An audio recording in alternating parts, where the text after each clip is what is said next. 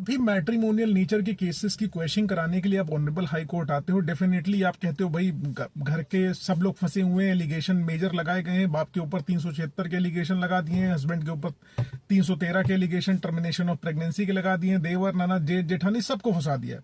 अब आपको सही जाहिर सी बात है, हम हमेशा क्वेश्चन सजेस्ट करते हैं कि आपको क्वेश्चन में डेफिनेटली आना चाहिए।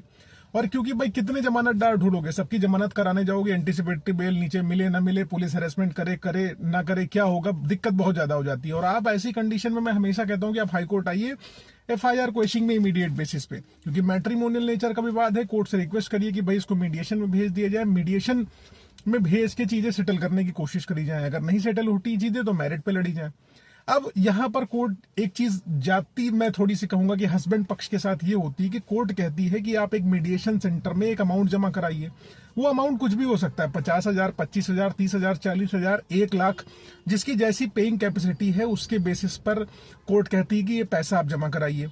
अब अगर हस्बैंड वो पैसा नहीं जमा कराता है तो कोर्ट मीडिएशन में मैटर नहीं भेजती और स्टे नहीं देती है। अब हस्बैंड जब वो पैसा जमा करा देता है तो वो स्टेप आ जाता है, अगर गिरफ्तारी नहीं होती पुलिस का हैरेसमेंट से बच जाता है। मतलब हस्बैंड के साथ दिक्कत क्या होती है कि कोर्ट भी उसकी बैंड बजा रही होती है और पुलिस भी उसकी बैंड बजा रही होती है, वाइफ भी उसकी बैंड बजा रही होती है, उसका सब कुछ छीन चुका होता है और उससे और छीना जा रहा होता है। ये है रियलिटी हमारे देश के लीगल सिस्टम की, जुडिशियल सिस्टम की, पुलिसिया सिस्टम की, हर चीज की। और दूसरी चीज, वकील तो फीस लेगा ही लेगा। आप वकालत वाला भी आप इसमें जोड़ लो, भाई कह दो कि वकील साहब फीस ले लेते हैं, वो तो अपनी सर्विसेज दे रहा है, वो फीस लेगा ही लेगा।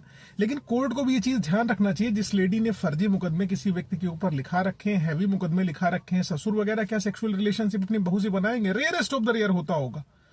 लेकिन ऐसे एलिगेशन के बाद भी अगर आप उसको पैसा दिला रहे हो तो आप समझ लो पति को और प्रताड़ित आप कर रहे हो कि लड़ने के लिए पत्नी को पैसा दिला रहे हो कि भैया तुम इसी के पैसे से इसके ऊपर लड़ना। कहाँ का न्याय है ये? न्याय नहीं, ये अन्याय है।